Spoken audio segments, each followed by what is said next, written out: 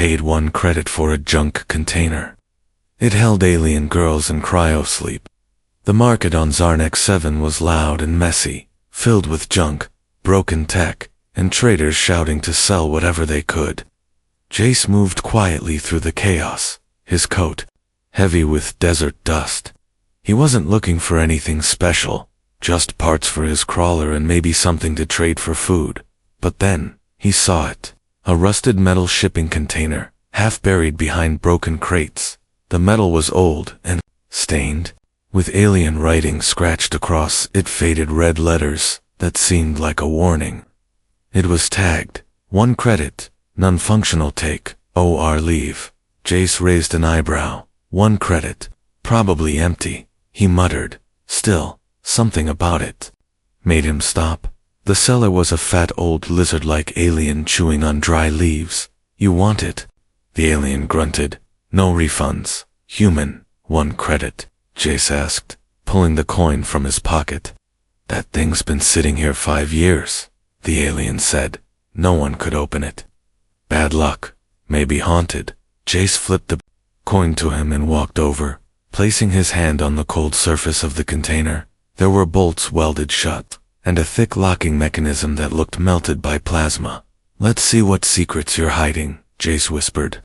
He dragged the container back to his crawler and drove into the desert.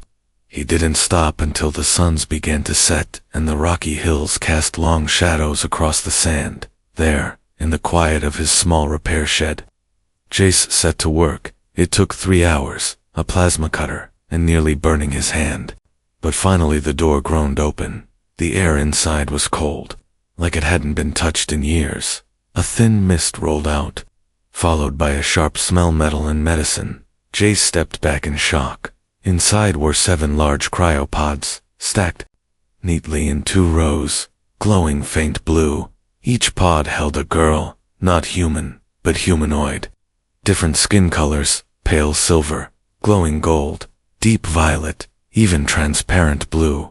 They were beautiful, still, and frozen, their faces peaceful, like they were sleeping. Each had small lights blinking above their heads, still active, still alive. Jace's heart pounded. What is this? He whispered. He walked closer, reading strange alien text on the side of each pod. It translated roughly through his scanner. Property of Syndicate, do not activate dangerous classified assets. He stepped back, mouth dry. He hadn't just bought junk. He had bought living beings, and the kind that powerful people wanted, kept hidden. Suddenly, a faint sound made him freeze. A hiss, then a soft beep.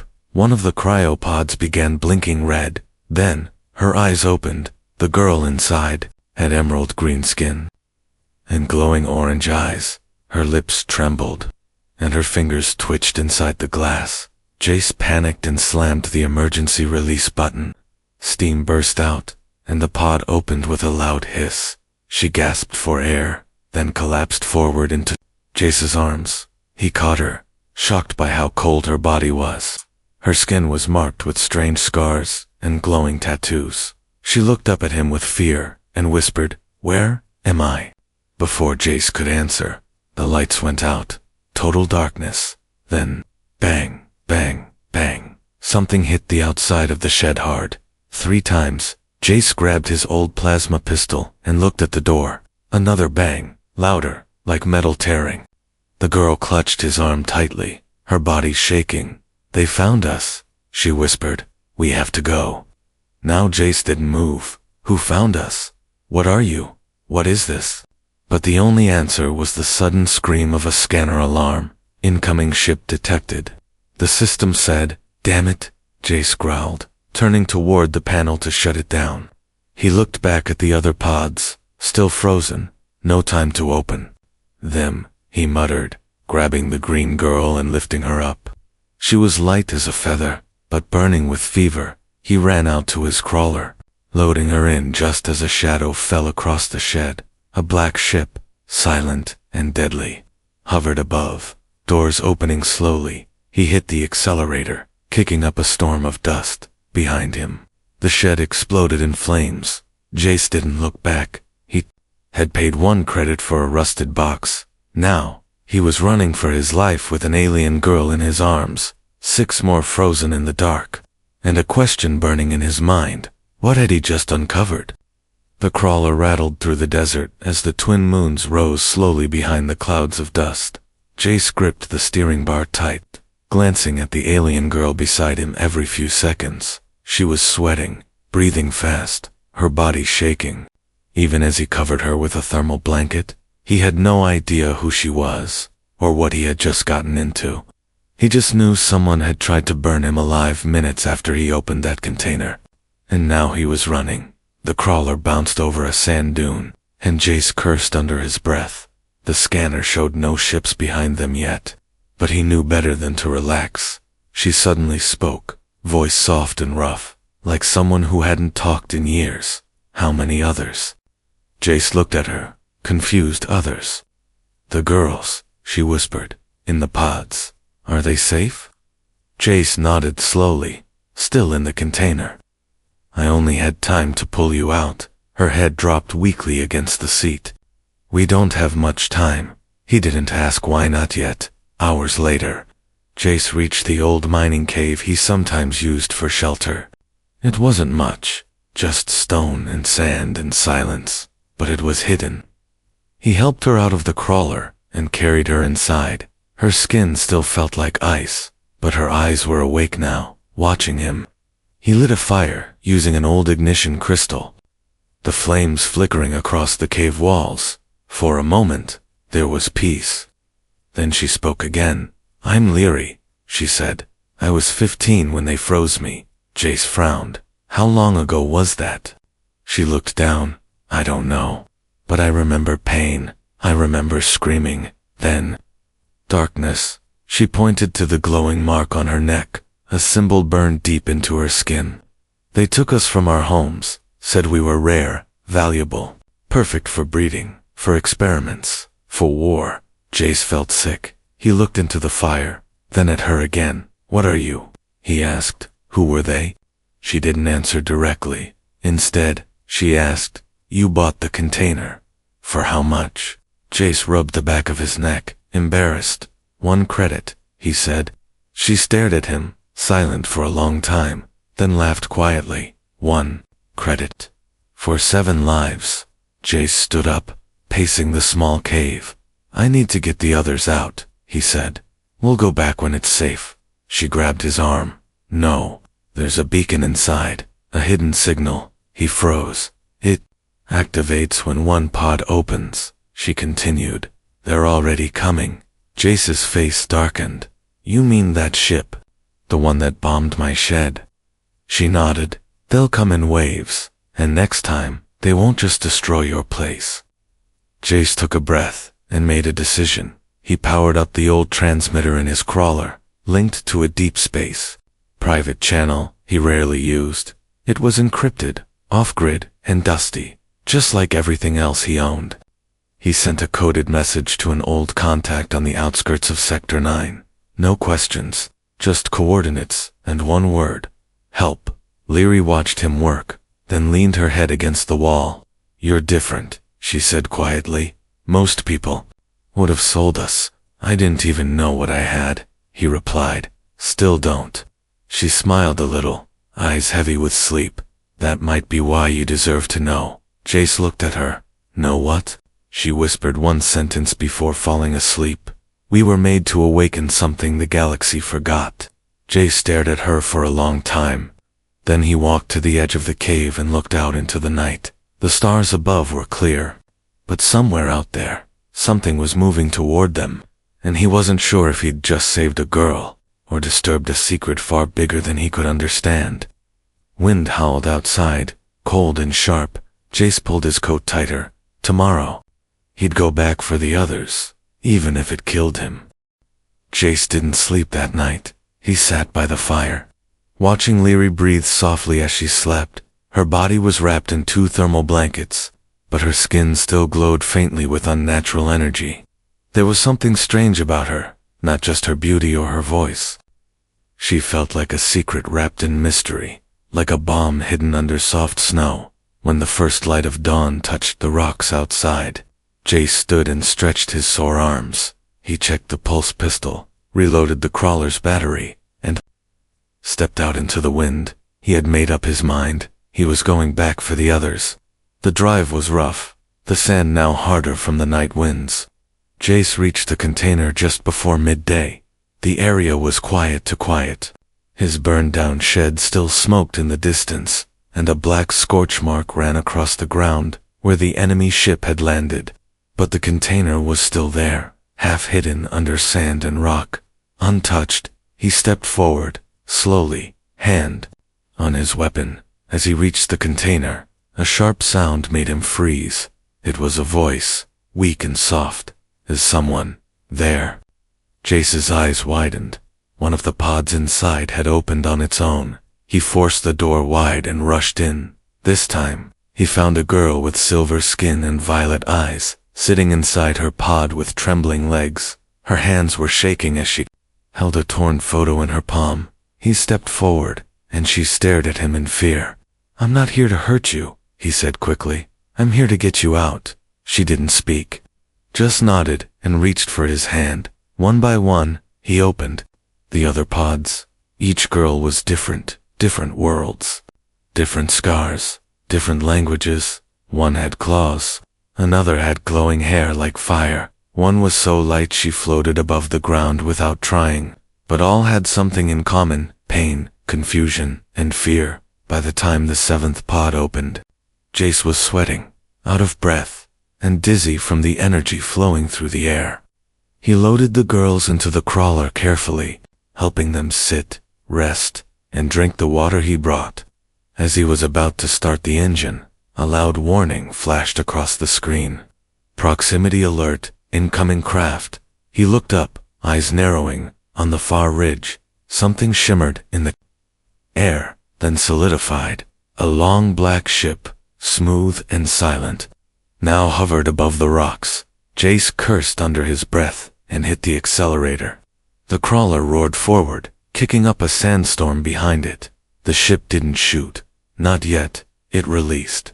Something worse. 4 spider-like machines dropped from the bottom of the ship and began crawling after the crawler on thin, sharp legs. One of the girls screamed, clutching Jace's arm.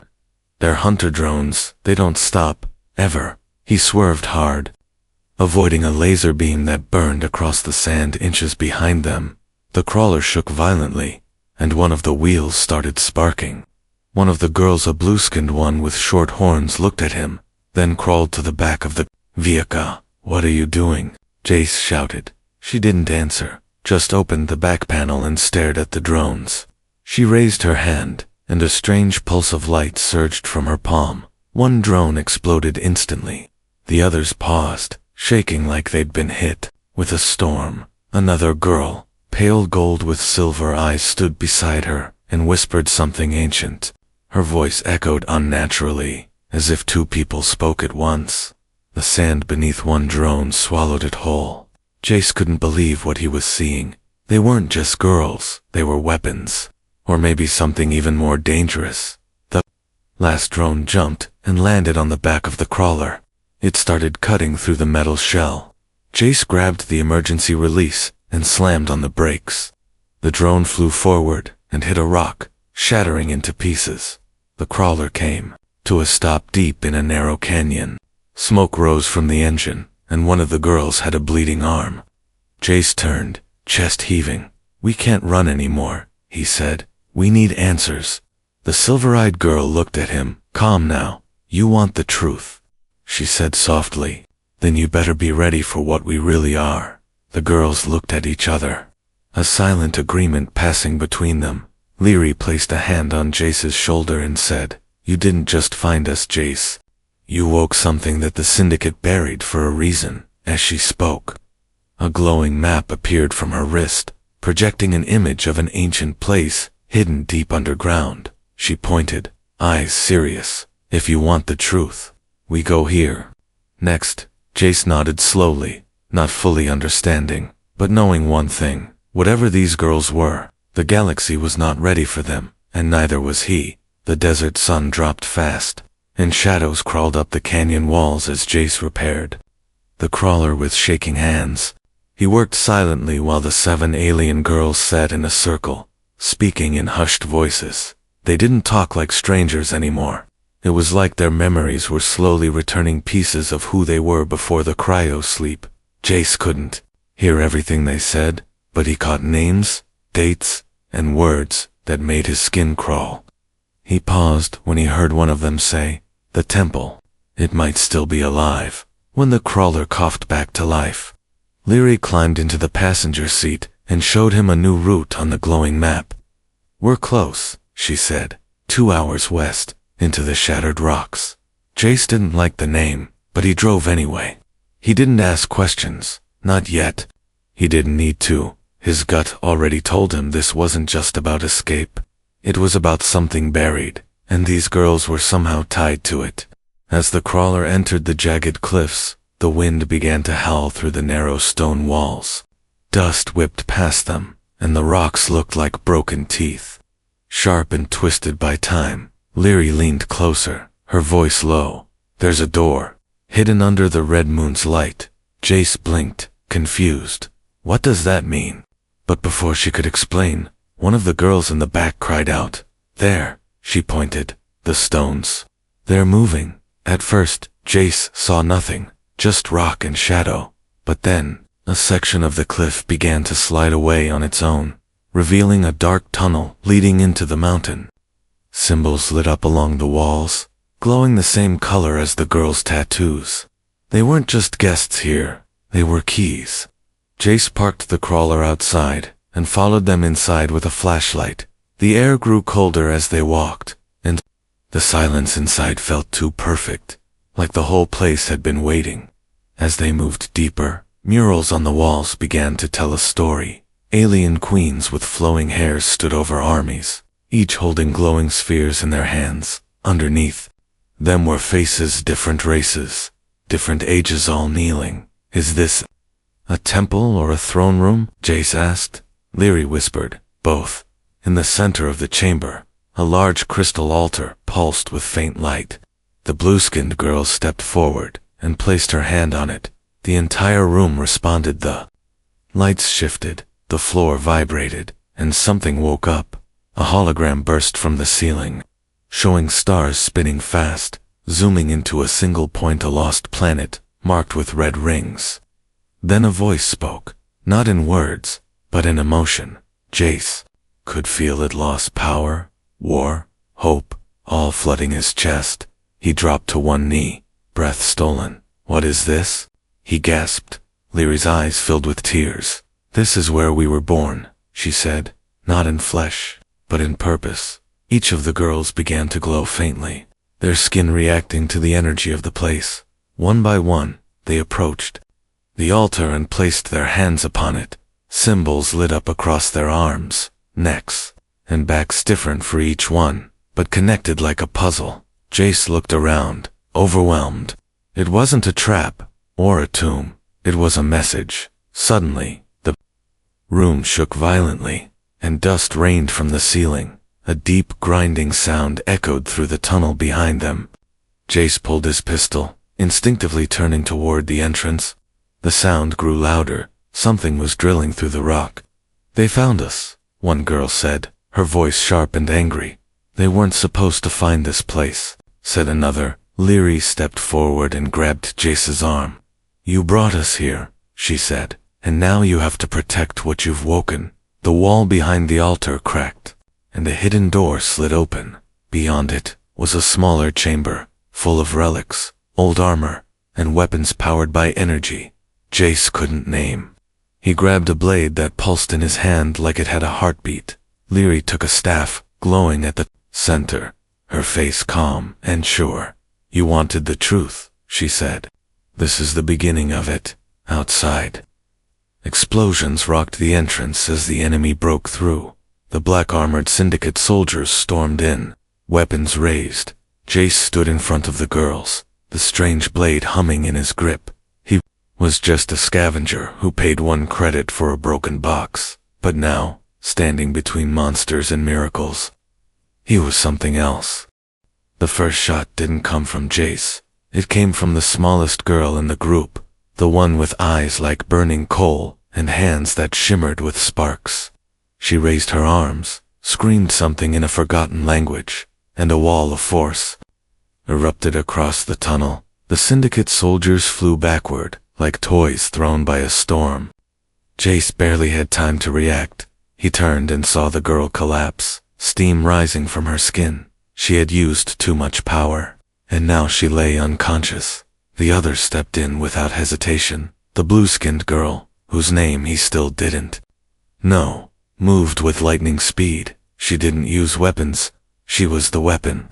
Her fists glowed as she danced through the enemy, dodging blasts and striking pressure points. One soldier dropped, then another, their suits sparking from short circuits. Jace took a deep breath and charged, blade in hand. It didn't feel like metal, it felt alive. When he swung, it hummed through the air and sliced clean through an armored chest plate. He had never killed before, but this wasn't murder. This was protection. This was survival. Behind him, Lyri stood tall, with the glowing staff.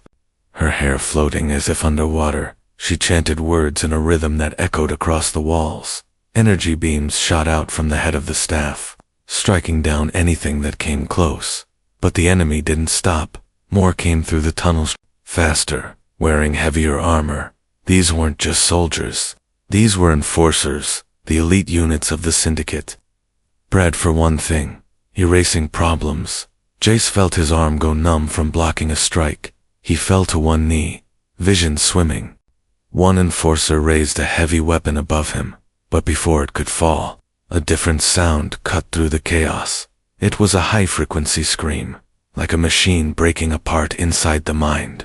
Everyone dropped to the floor, friend and enemy alike, clutching their heads. Only one girl remained standing, the one with transparent skin and glowing bones. She stepped forward slowly, her eyes completely white. "I remember now," she whispered, with one motion. She lifted both hands and every remaining soldier was thrown against the walls, frozen in midair, their weapons crumpling like paper. Then they dropped, unconscious, every last one. Silence returned, but it was the kind that hummed with tension. Jace stood, breathing hard, his face cut and bloody. He looked around at the girls, all of them glowing faintly now, their powers no longer sleeping. They didn't look like victims anymore. They looked like warriors. He limped to Lyri, who was holding one of the girls that had fallen unconscious during the fight. "We can't stay here," he said. "They'll send more." Lyri nodded. "Then we go to the core." Jace didn't know what that meant, but Lyri led him through another hidden door inside the temple, down a spiral path carved into glowing stone, older than any city he had ever seen. The walls pulsed like veins, and the air felt heavier with every step. Finally, they entered a vast underground chamber, silent and cold. At the center stood a massive machine, part organic and wrapped in glowing vines. It looked like a sleeping god, waiting to be touched. Lyri approached it and placed her hand on a panel. The machine responded instantly, awakening with a low hum. Lights flickered, symbols appeared, and a soft heartbeat echoed in the room. "This is the seed core," she said, "built by the first people." A failsafe. Jace didn't speak.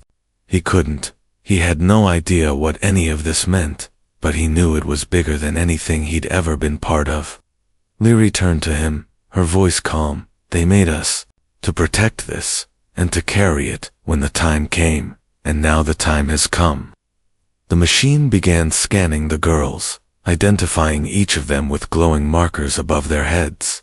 Lyri was marked as Anchor, the blue-skinned girl was Shield, the transparent one, Mindlink. Each one had a role. Jace stepped back, feeling like he was witnessing history itself. The machine turned toward him, paused, then marked him too. His label appeared in golden light, Chosen Catalyst. He swallowed hard, unsure what that meant. Lyri looked at him and smiled faintly. "You were never just the man who opened a box," she said. "You were always meant to open us."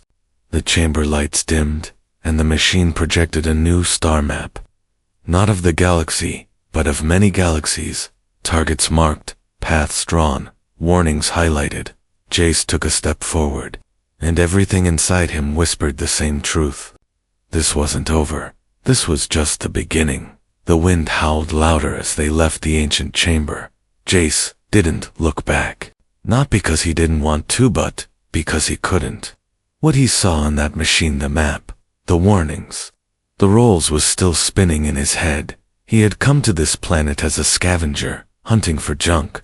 Now he carried the fate of something much older and far more dangerous. The girls followed behind him in silence, some helping the injured, some watching the sky. Each one had changed, their eyes clearer, their bodies stronger, their voices steadier, like they had shed the chains of cryo sleep and remembered they were once more than prisoners. They reached the crawler just before nightfall. Jace checked.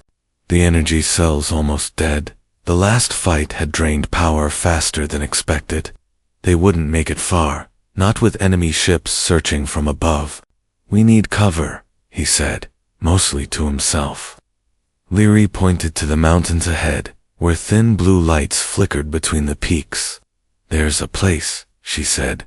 "Old rebel hideouts." Jace didn't ask how she knew. By now, he accepted that these girls knew things they had never been taught, things they were born knowing. The ride was slow, tense, and every shadow felt like a trap. They passed broken towers, burned-out mechs, and old bones buried in sand. The sky turned red as twin moons rose over the desert again. Then the crawler's scanner beeped once, then again. "Louder, ship," Jace muttered, slamming the brakes. A sleek black vessel was approaching fast, scanning the ground with deadly precision. The girls looked at him, waiting. Jace did the only thing he could. He drove straight toward a narrow canyon and killed the lights. The crawler slid into a cave mouth just as the enemy ship passed overhead. Inside, it was dark, but safe for now. Jace turned off the engine and leaned back, breath heavy. He could hear the girls breathing too. Some trembling, some calm. Then one of them, the quietest one, with bronze skin and silver tattoos, spoke for the first time. "My name is Vexa," she said softly. "We're not weapons." Everyone turned to her. Confused, she continued, "We were not made to fight. We were made to choose who leads." The words hung in the air like lightning. Jace blinked, unsure he heard correctly. "You mean like queens?" he asked. "No," Vexa replied. "Worse." She pointed to the map Leary still carried now, glowing brighter. "The Syndicate fears us not because we are dangerous," she said. "They fear us because we decide who controls the throne worlds." Silence again, deeper this time. Jace looked at Leary. "That's why they kept you frozen," Leary nodded. "If we awaken, the old order falls." Jace rubbed his face, tired and frustrated. "Great," he muttered. "So, I didn't just break into a royal vault. I lit the match under a galactic war." Suddenly, the cave entrance exploded inward. Rocks flew in all directions as energy blasts lit up the darkness. The crawler flipped sideways, throwing everyone to the ground. Jace grabbed his blade and dove in front of the girls, just as two Syndicate enforcers stepped through the dust. Their eyes locked on the girls, and their weapons powered up with deadly light. "Step aside, human," one growled. "They don't belong to you." Jace stood, tall, blade in hand, chest rising and falling. "You're right," he said. "They don't belong to anyone." He lunged before they could shoot, blade humming through air and striking armor behind him. The girls moved together like a single force. Leary slammed her staff into the ground. Light exploded upward, blinding the attackers. The blue-skinned girl spun mid-air and struck both enforcers down with a double kick. Jace turned in time to see a third enemy fall backward, his body tangled in psychic chains cast by the transparent girl. The dust settled, and the cave went quiet again. 3 Syndicate soldiers now lay on the ground, defeated. Jace looked around, eyes wild, sweat dripping down his jaw. He was shaking not from fear, but from adrenaline. "Anyone hurt?" he called out. "No," said Leary, breathing heavily. "But next time, we might not be lucky." Jace knew she was right. The syndicate would never stop, not until the girls were recaptured or erased. He looked down at his own hands, cut, bruised, stained with blood not his own. Then he looked at the girls, all 7 of them, each one breathing, standing, watching him like he was something more than human. They didn't say it, but he could feel it. They had chosen him. Jace sat down slowly, the blade across his knees. He had no crown, no flag, no army, just a broken crawler, a few weapons, and 7 impossible girls that the galaxy wanted to forget. But sometimes, that's all it took to start a revolution. The morning light broke over the desert, as smoke still rose from the cave behind them. Jace stood on top of the crawler, scanning the skies. The girls were gathered around the map now, pulsing with a soft, steady rhythm. It was no longer a star map. Now it showed only one thing, a signal, a call, and it was growing stronger. "We've been found," Leary said, but her voice wasn't afraid anymore. She looked at the others, then at Jace.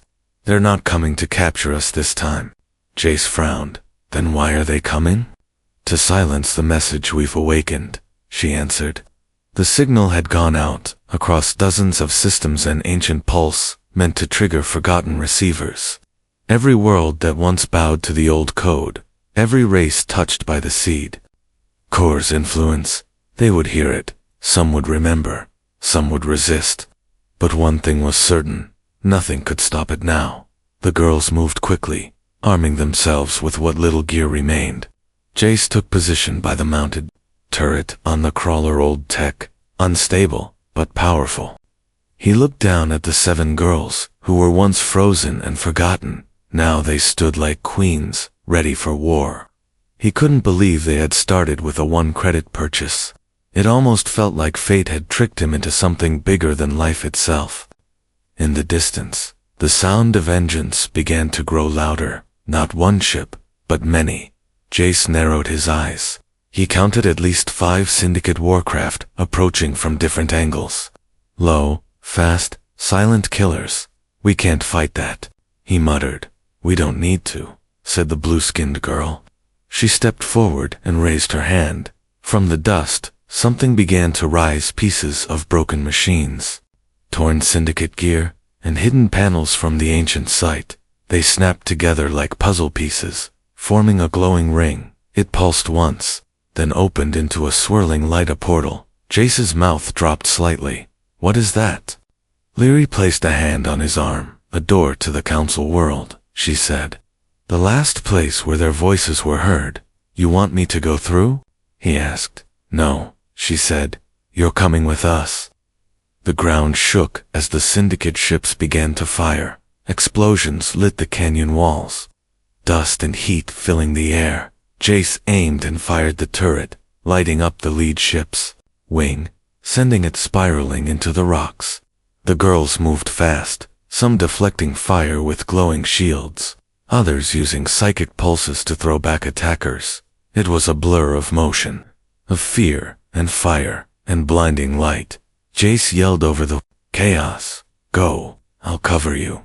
But Leary didn't move, neither did the others. "You are the reason we woke up," she said. "You're the anchor, not just me." Jace looked at the burning wreckage, at the soldiers still coming, and at the impossible portals shimmering like a second sunrise. He had no titles, no training, no history.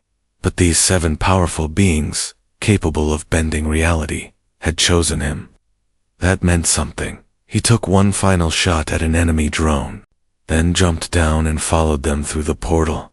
The light wrapped around him, soft and cold and endless. Then everything changed. They arrived on a world of silence, floating structures in the sky, endless stars above, ancient machines humming under their feet, waiting. 7 pedestals stood before them, each glowing as a girl stepped onto it. When Jace stepped forward, the lights pulsed together, syncing, completing a forgotten circuit. The machine above them spoke its voice, thunder and whisper combined, council seat restored, authority transferred, balance initiated. A beam of light scanned Jace, then spoke a second time. "Human DNA. Compatible." Leary turned toward him, smiling with tears in her eyes. "You were not just the man who opened our prison," she said. "You're the one meant to stand beside us. On the old worlds, in the syndicate halls, in the distant stars." People felt the shift. Something ancient had returned. The balance of power had cracked, and at the center of it was a scavenger with dusty boots, a tired heart, and a blade humming in his hand. They had tried to bury these girls, freeze their voices, erase their history. But one man bought a box for a single credit and changed the future of the galaxy.